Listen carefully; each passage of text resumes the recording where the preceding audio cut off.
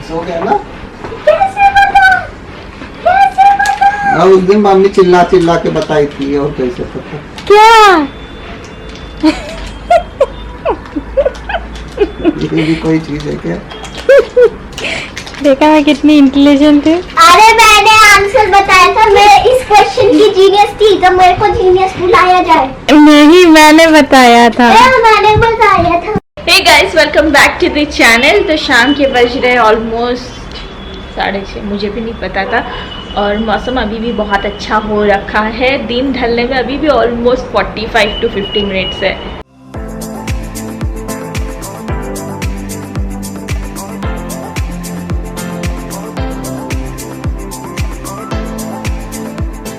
लगा था second wave ख़त्म होगा तो थोड़ा सा घर से बाहर निकलेंगे, थोड़ा फ्रेश एयर लेंगे, पर कल से ही फिर से थोड़े से जो केसेस है महाराष्ट्र में बढ़ गए हैं। मतलब सुकून के पल लिखे हैं कि नहीं पता नहीं। और आज ये देखिए केले की सब्जी बनी है, रॉ केला जिसे हम कच्चा केला बोलते हैं। तो अब ये पक चुकी है, मैं इसे बस बंद करने आई थी। और अब आप पूछेंगे कि कैसी बनी, कैसे बनाते हैं इसे, प्लीज़ बताएं। तो चलिए मैं क्विकली आपको बता देती हूँ। तो रॉ केले की सब्जी बनाने के लिए सबसे पहले तो केले को जैसा भी आप चाहे वैसा काट ले, पर ऊपर का जो छिलका होता है वो निकाल ले। आप चाहे चौकोन चौकोन काट ले, गोल गोल काट ले, जैसा भी आपका मन करे, ठीक है। अब देखिए पहले ना मैं केले को हल्दी और नमक के पानी में उबालती थी, पर आज ही मैंने एक वीडियो देखा, उसमें मुझे ये पता चला कि केले को हल्का सा फ्राई कर लो, सौटे कर लो, तो उसका स्वाद ज़्यादा अच्छा हो जाता है। तो मैंने केले के इन टुकड़ों को सौटे कर लिया। अब सौटे करने के बाद सिंपली मैंने तेल में जीरा और अदरक लहसुन का पेस्ट, थोड़ा सा राई और प्याज सब डाला, फिर हल्दी डाली, फिर टमाटर डाला, सब कुछ डाला। और हाँ, मैं भूल चुकी थी कड़ी पत्ता, तो मैंने फिर कड़ी पत्ता भी डाला। और इसी बीच मैंने सारे जो मसाले होते हैं जैसे कि नमक डाला, हल्दी डाला, लाल मिर्च पाउडर डाला, धनिया पाउडर डाला, और क्या बोलते सब्जी मसाला, ये सारी चीज़ें डाली और थोड़ा सा पानी डाला, हल्का सा ग्रेवी रखा। क्योंकि ना केला एक ऐसी चीज़ है ना, वो पानी हो तेल हो सब पी जाता है। मतलब रॉ केले को बनाया है आपने कभी तो ये एक्सपीरियंस किया होगा आपने। और फिर क्या, वो जो केला हमने फ्राई किया था ना, उसे मैंने इसमें डाल दिया और वो केले ने वही किया जिसका मुझे उससे उम्मीद था, उसने पूरा पानी पी लिया। और फिर क्या, मैंने उसमें और पानी नहीं डाला क्योंकि मुझे उसका नेचर पता है, तो मैंने ऊपर से डाल दिया धनिया और बस 5 मिनट के लिए ढककर और रखा। केला अच्छे से पक चुका है, बहुत बढ़िया बनती है सब्जी केले की। एंड बेस्ट पार्ट की, केले की सब्जी जो है रोटी के साथ, चावल के साथ, हर किसी के साथ अच्छी लगती है।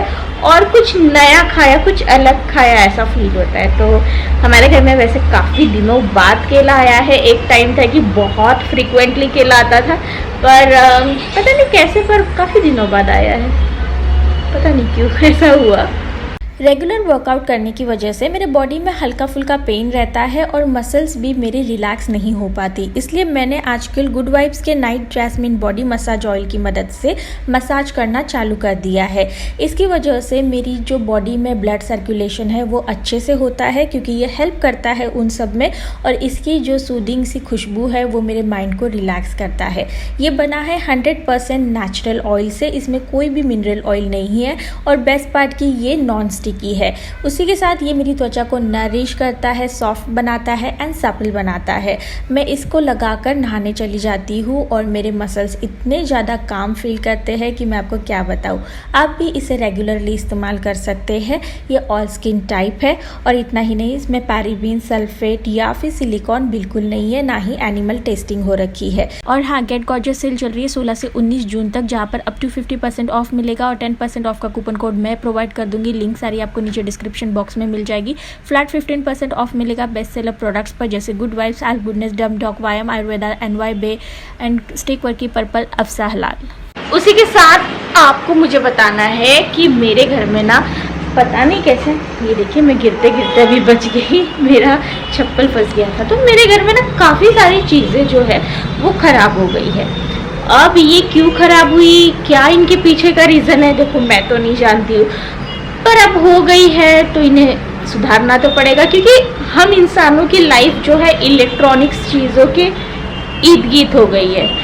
तो हमारी भी वैसी है, उनके बिना हमें भी थोड़ा सा परेशानी हो रही है। तो क्या क्या ख़राब हुआ मैं आपको धीरे धीरे बताती हूँ। 6:30 बज रहा है, 7:30 बजे एक्चुअली मेरी न्यूट्रिशनिस्ट के साथ एक छोटी सी मीटिंग है। She wants to understand my body, my diet and everything. तो वो आज 7:30 बजे है, तो मैं उसीलिए थोड़ा सा एक्साइटेड भी हूँ, क्योंकि मुझे ऐसा लग रहा है कि हाँ, मैंने अपनी एक्सरसाइज स्टार्ट कर दी है, जो कि मैं ट्रैक पर आ चुकी हूँ। लास्ट 1 तारीख से मैं कर रही हूँ, आज की 14 तारीख है, तो 14 दिनों में मैं ट्रैक पर हूँ। मैं अभी तक ट्रैक से उतरी नहीं हूँ, बट मुझे ऐसा लगता है कि I need dietitian as well, जो कि मुझे सही गाइड करे। तो उसीलिए थोड़ा सा एक्साइटमेंट तो बना है मेरा। और दैट्स इट। ओके, तो सबसे पहले ये फायर टीवी, जिसकी वजह से आपकी नॉर्मल टीवी स्मार्ट टीवी बन जाती है, तो वो फायर टीवी 2 दिन से दिक्कत कर रही है। तो उसकी कंप्लेंट तो हमने डाल दी है, उन्होंने बोल तो दिया है कि हम रिटर्न ले लेंगे। अब प्रॉब्लम क्या है, हमने सेल में लिया था, सेल में हमें यह हाफ प्राइस में मिला था। अब हमें सेल का इंतज़ार करना पड़ेगा, अगर नेक्स्ट हमें जो भी प्रोडक्ट खरीदना पड़ेगा, क्योंकि ये आउट ऑफ स्टॉक है। तो ये तो हमारा वैसे वारंटी में था, इसलिए वो हमें पैसे वापस दे रहे हैं, पर जितने में ख़रीदा था उतना ही पैसा वापस दे रहे। तो हमने तो इसे डिस्काउंट में खरीदा था, तो डिस्काउंटेड ही पैसे में वापस मिलेंगे। अब ये खुद आउट ऑफ स्टॉक है, तो अगर हमें नया चाहिए होगा तो जब इसका स्टॉक आ जाएगा तभी हम खरीद पाएंगे। फर्स्ट, सेकेंड, सेल में भी तो होना चाहिए। इसकी एक्चुअल प्राइस है 4000 समथिंग, और है बहुत काम की। हमारे घर में 2 टीवी चलती है, एक लिविंग रूम में, एक बेडरूम में। तो लिविंग रूम में हमने लगाया है एप्पल टीवी, और वहाँ पर लगाया था अमेज़ॉन का फायर टीवी। अब फायर टीवी की स्टिक नहीं चल रही है, तो रिटर्न करना पड़ेगा। मतलब एक बहुत बड़ा झोल झपाल है। होप आपको मेरी चीज़ें समझ में आई होगी। अब उसी का चार्जर का केबल बदल कर देख रही हूँ। इनकेस अच्छे से चल गया तो मैं कल रिटर्न नहीं करूँगी, मैं बोलूँगी नहीं अच्छा चल रहा है।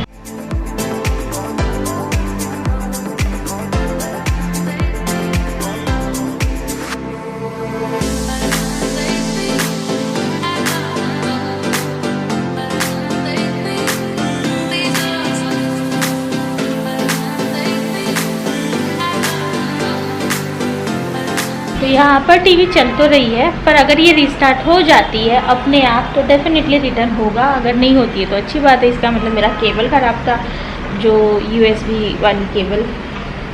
होप करती हूँ मैं, I am not sure. Okay, second चीज़, ये मेरा ब्लूटूथ स्पीकर, जो कि लास्ट 5 सालों से काफ़ी अच्छे से चल रहा था। ऑल ऑफ सडन इसकी जो वॉइस क्वालिटी है वो ऐसे ख़राब हो रही है। मतलब क्या बोलूँ, ऐसे मतलब आवाज़ ना गूंज रही है, अलग ही आ रही है। मतलब ये जब पहले चल रहा था और हम इसे रेगुलरली एवरीडे इस्तेमाल कर रहे थे, क्योंकि जो अंदर की टीवी है उसके लिए इसका इस्तेमाल हो ही रहा था।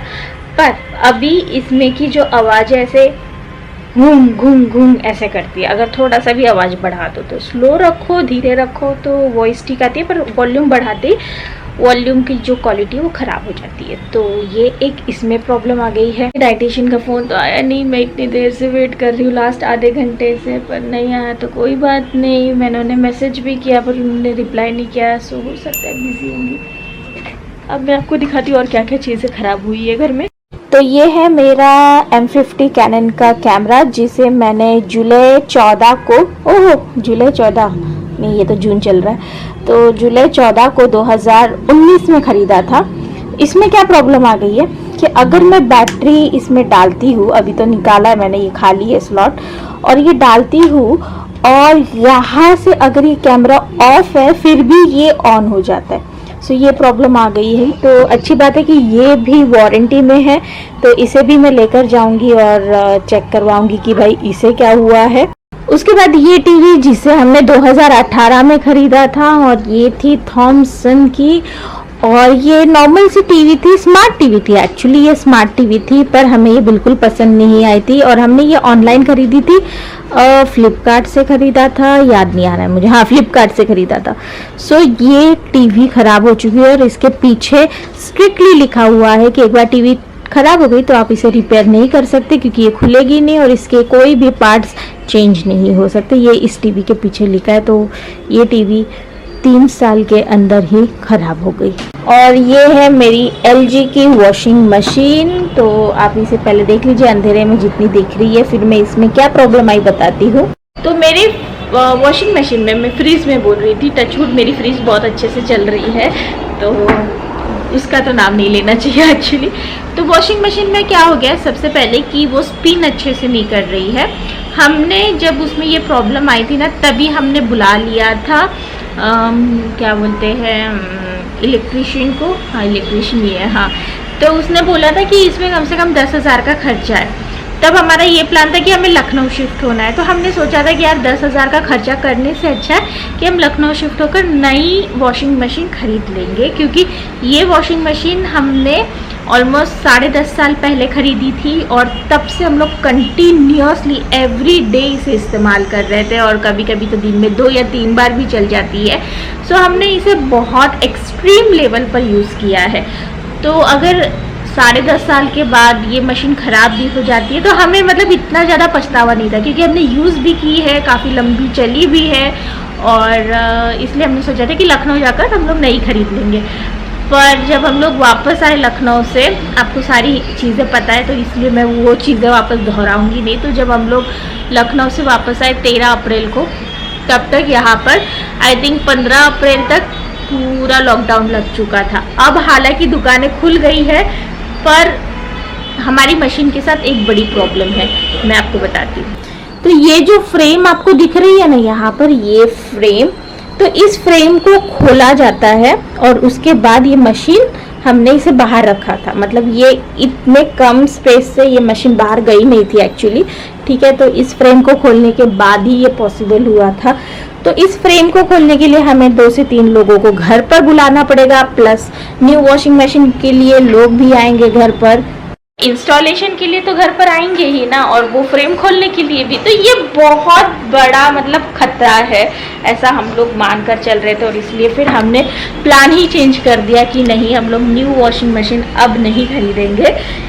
इसके साथ जितना हम लोग निभा सकते निभा लेते हैं, मतलब स्पिनिंग नहीं हो रहा है अच्छे से, तो हम लोग क्या करते हैं कि खुद हाथ से कपड़ों को निचोड़ देते हैं, और आजकल हम लोग कपड़े भी हाथ से ही धोने लग गए हैं। और अभी तो खैर आदत हो गई है, क्योंकि 15-20 दिनों से हम लोग ऐसे ही कर रहे हैं कि नहाते समय जो कपड़े हमने गंदे किए वो अपने अपने सब लोग धो लेते, अनिका के मैं धो देती हूँ। तो ऐसे हम लोग काम चला रहे हैं। तो एक तो वॉशिंग मशीन इस तरह से ख़राब हो गई, मतलब कितनी चीज़ें ख़राब हुई। अमेज़ॉन का फायर टीवी, मेरा कैनन का कैमरा, मेरा ब्लूटूथ स्पीकर, थॉमसन की टीवी और वॉशिंग मशीन, ये 5 चीज़ें ख़राब हो गई है, जो कि काफ़ी इम्पॉर्टेंट रोल प्ले करती थी मेरे घर में। सो कभी कभी होता है ना कि काफ़ी सारी चीज़ें ऐसा हो जाती है। आपके साथ कभी हुआ है तो प्लीज़ अपना भी एक्सपीरियंस नीचे शेयर करिएगा, मैं कहीं पर थोड़ा सा रिलेट कर पाऊँगी आपसे, तो मुझे भी थोड़ा सुकून लगेगा कि नहीं ऐसा सबके साथ भी होता है, मैं अकेली नहीं हूँ ऐसे हालात में। तो बताइएगा। और क्या बोलते कि मैंने फिर ना एक्चुअली ना थोड़ा सा गूगल भी किया कि ऐसा क्यों हो रहा है, तो मुझे वहाँ पर क्या लिखा हुआ मिला कि घर में अगर नेगेटिव एनर्जी आ जाती है तो भी ऐसा होता है, और सबसे पहला असर इलेक्ट्रॉनिक चीज़ों पर होता है। तो जब से मैंने ये सारी चीज़ें पढ़ी ना, तो मैंने अभी काफ़ी सारी चीज़ें करना चालू कर दी है, जो कि अपनी अपनी मतलब वो होती है, थिंकिंग होती है, अपनी अपनी सोच होती है। तो मैंने अपने हिसाब से काफ़ी सारी चीज़ें अभी करना चालू कर दी है, क्योंकि मैंने सोचा कि नहीं, अगर सच में ऐसा कुछ है तो ऐसा नहीं होना चाहिए, है ना। तो अगर आप जानना चाहते हो तो मुझे बताइएगा, मैं नॉर्मली आपको बता सकती हूँ कि मैं क्या कर रही हूँ। अदरवाइज़ ओके, आप भी मुझे टिप्स दे सकते हो नीचे कमेंट बॉक्स में, क्योंकि मैं आपकी चीज़ों को हमेशा सुनती हूँ, मानती हूँ, जानती हूँ, समझती हूँ। तो कमेंट करके अपनी भी चीज़ें बताइएगा। ठीक है यार, इसी का नाम ज़िंदगी है। अगर लाइफ में कुछ ख़राब नहीं होगा तो कैसे होगा, मतलब नई चीज़ें कैसे आएंगी, बट इट्स ओके। और मेरी डाइटिशियन का फ़ोन तो नहीं आ गया था, मैं आपसे बात कर रही थी वहाँ पर। और आज मैना रोटी बना रही है। शी फाइनली लर्न कि भाई रोटी कैसे बनाते हैं। तो मैं आजकल रोटी की ड्यूटी से काफ़ी फ्री हूँ। ओ, किसी का मैसेज आया, जस्ट अ सेकंड गाइस, लग रहा है मेरी डाइटिशियन का मैसेज आया। मैम स्टक है, कल बात करेंगी। हाँ शीतल, मैं चेंजेस बता दूँ तुम्हें। तो लास्ट वाली क्लिप में एक्चुअली मैं आपसे बोल रही थी कि मैं मतलब आपसे व्लॉग करते करते अपने एडिटर से भी बात कर रही थी, कुछ चेंजेस मुझे करवाने थे, तो वही सारी करवा रही थी। और इस कैमरा में थोड़ा सा अलग क्यों दिख रहा है, मतलब इट्स नॉट लुकिंग नॉर्मल। और यहाँ से मेरे बाल काफ़ी पीछे की तरफ खींच गए हैं, जो कि ऐसे है, ये देखिए। Good morning. तो चेहरे पर मत जाइएगा, एक्सरसाइज वगैरह करने के बाद, थोड़ा बहुत काम करने के बाद सुबह 11 बजे बिना नहाए धोए ऐसे इंसान दिखता है। तो करेंगे हम लोग फ्रूट हॉल। फ्रूट हॉल में देखिए चेरी आई है, ये इस साल की पहली बार फर्स्ट चेरी है। ओके, ये चली गई इधर। काफ़ी अच्छी फ्रेश आई है और सारी जो सब्जियां ऑनलाइन ही मंगवाई है। जामुन, इस साल जामुन नहीं खाया था तो जामुन भी आ चुका है, इतना ही आया है। अंगूर तो काफ़ी खाया है, बाकी तो वही अपने साधारण फल है। ये तो केला, ड्रैगन फ्रूट एंड पपीता जो भी, बट मेन अट्रैक्शन ये दोनों है। और कुछ फूल नहीं, फल यहाँ पर धोकर रखे। ये है चीकू पता नहीं क्यों थोड़ा सा कच्चे और थोड़े पके ज़्यादा लग रहे। कीवी, आम का मौसम ख़त्म होने से पहले थोड़ा और आम खा लिया जाए। कुछ अनार और ये अपना क्या है, ये क्या बोलते हैं यार, पेयर्स। ओहो, आज फिर से हमारे घर में आया है पाइनएप्पल, पर आज का पाइनएप्पल पीला नहीं दिख रहा जैसा उस दिन था। वही अपना पपीता, तरबूज, साधारण फल। ये साधारण फल है, ये है A1 फल। मतलब यार इनका थोड़ा सा वो ज़्यादा है ना, मतलब क्या बोलते हैं। तो जो चीज़ें आपको हमेशा नहीं मिलती उनकी कहीं ना कहीं चीज़ें थोड़ी सी वैल्यू थोड़ी सी ज़्यादा होती है ना। ये क्या, केला, पपीता, तरबूज, ये तो आपको पूरे साल भर मिलते हैं, पर ये बाकी जो फल है कुछ ही दिनों के लिए मिलते हैं। इनकी वैल्यू कहीं ना कहीं इन फलों से ज़्यादा ही हो जाती है।